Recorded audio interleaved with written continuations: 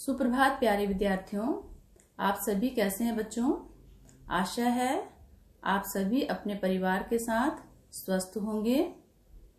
आज बच्चों हम कक्षा 7वीं के वसंत भाग 2 से कविता कठपुतली का अध्ययन करेंगे। इस कविता के कवि हैं भवानी प्रसाद मिश्र। कविता का अध्ययन करने से पहले हम कवि का परिचय जान लेते हैं बच्चों। तो कवि का पूरा नाम है भवानी प्रसाद मिश्र। इनका जन्म 29 मार्च 1913 में टिंगरिया गांव होशंगाबाद मध्य प्रदेश में हुआ। इनकी मृत्यु 20 फरवरी 1985 में हुई और इनकी कर्म भूमि भारत रही। अब बच्चों हम इनकी मुख्य रचनाओं के बारे में जानते हैं। गीत फरोश, बुनी हुई रस्सी, नीली रेखा तक, मानसरोवर, अनाम तुम आते हो, त्रिकाल संध्या, चकित है दुख और अंधेरी कविताएं आदि। तो अभी आपने कवि भवानी प्रसाद मिश्र के बारे में जाना। अब हम कविता पढ़ेंगे बच्चों।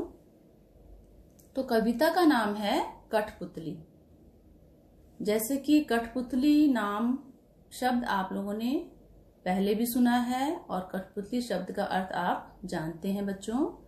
कठपुतली का खेल आपने टेलीविजन में भी देखा है और विद्यालय में भी आपको कठपुतली का खेल दिखाया जाता है और दिखाया भी गया है।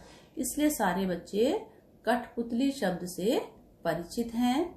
तो पहले हम इस कविता का सार जान लेते हैं कि कविता में कवि क्या कहना चाह रहे हैं और कठपुतलियों की कौन सी बात बताना चाह रहे हैं। तो इस कविता में कवि ने कहा है कि हमें अपनी स्वतंत्रता के लिए हमेशा सजग रहना चाहिए। कठपुतली इसमें परेशान है कि उन्हें धागों से बांध कर रखा है और वे अपनी गुलामी से तंग आ चुकी हैं और वे चाहती हैं कि उन्हें धागों से आजाद कर दिया जाए और उन्हें आत्मनिर्भर कर दिया जाए। तो कवि ने इस कविता में कठपुतलियों के मन की दशा को दर्शाया है। तो बच्चों जैसा कि कठपुतली का अर्थ आप जानते हैं, धागों से बंधी गुड़िया जिसे उंगलियों के इशारे पर नचाया जाता है। इसे धागे से बांध करके उंगलियों के इशारे पर नचाया जाता है, जैसे कि यहाँ इस स्लाइड में चित्र में दिखाया गया है। तो कठपुतली गुस्से से उबली, बोली ये धागे क्यों है मेरे पीछे आगे, इन्हें तोड़ दो, मुझे मेरे पांव पर छोड़ दो। तो यहाँ पे कठपुतलियां, कवि कहते हैं कि कठपुतली बरसों से जो है धागे से बंधी हुई है और दूसरों के उंगलियों के इशारों पर नाचती रही हैं और पराधीनता के इस जीवन से वे तंग आ चुकी हैं और अब उनके हृदय में स्वतंत्र होने की इच्छा जाग उठी है। वह यह सोचकर क्रोधित हो जाती हैं कि उन्हें धागों से आगे पीछे क्यों बांधकर रखा है। इन धागों को तोड़कर उसे उसके हाल पर छोड़ दो। कठपुतलियां कहती हैं कि मेरे आगे पीछे जो ये धागे बंधे हुए हैं इन्हें तोड़कर मुझे मेरे हाल पर छोड़ दो, ताकि मैं आत्मनिर्भर बन सकूं और उसे अपने पैरों पर खड़ा होना, वह अपने पैरों पर खड़ा होना चाहती है। उसे किसी के इशारे पर नहीं चलना, वह अपनी इच्छा के अनुसार अब कार्य करना चाहती है। तो इन पंक्तियों का अर्थ आपको अभी मैंने समझाया। अब हम दूसरे पद की ओर चलते हैं। सुनकर बोली और कठपुतलियां कि हाँ बहुत दिन हुए हमें अपने मन के छंद छुए। तो छंद छुए का अर्थ है मन की बात को सुनना। हमें अपने मन की बात को सुने हुए बहुत दिन हो चुके हैं। तो पहली कठपुतली ने क्या कहा वो अभी आपने पढ़ा।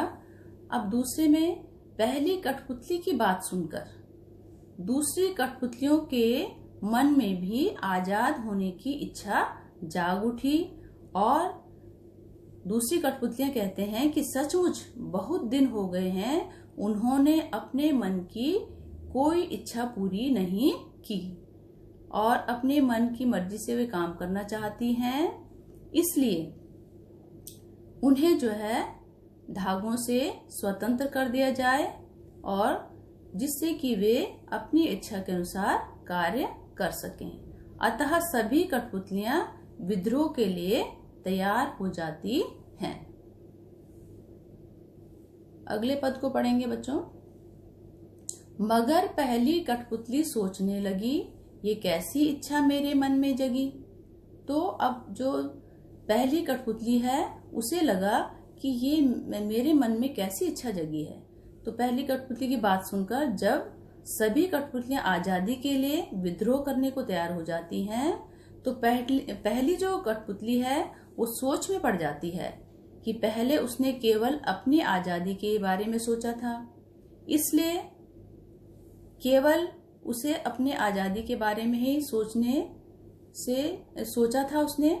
लेकिन अब उसे जो है सारी कठपुतलियों की आजादी के बारे में सोचना पड़ेगा और सारी कठपुतलियों की आजादी की जिम्मेदारी उसके ऊपर आ गई है अब।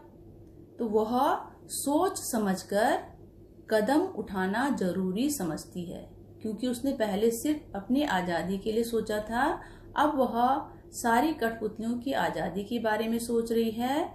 इसलिए जो है उसे सोच समझकर उनकी जिम्मेदारी का कदम उठाना है। और क्योंकि आजादी तो पाना सरल है, आजादी को पाना सरल है, परंतु जो आजादी को पा करके उसे संभालना, उसे संभाल कर रखना कठिन है, संभाल कर रख पाना कठिन है। इसलिए कवि कहता है कि अब उसके ऊपर और अधिक, इसलिए पहली कठपुतली कहती है कि अब उसके ऊपर और अधिक जिम्मेदारी आ गई है। तो बच्चों अभी आपने कठपुतली कविता का अध्ययन किया और आशा है सभी बच्चों को ये कविता अच्छी लगी होगी। तो आज के लिए इतना ही बच्चों। आज आपका दिन शुभ हो।